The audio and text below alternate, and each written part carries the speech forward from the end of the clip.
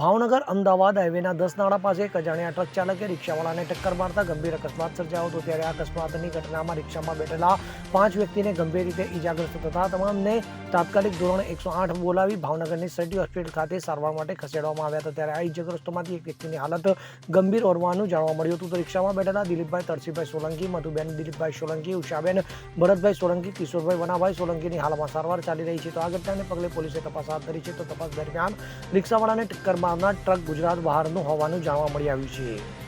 અમીન પાયક સાથે CN24 news Bhavnagar. હવે જુઓ દેશ દુનિયાની તમામ ખબરો તમારી આંગળીના ટેરવે। ઉઠાવો મોબાઈલ અને Google Play Store પરથી ડાઉનલોડ કરો અમારી CN24 ન્યૂઝ મોબાઈલ એપ।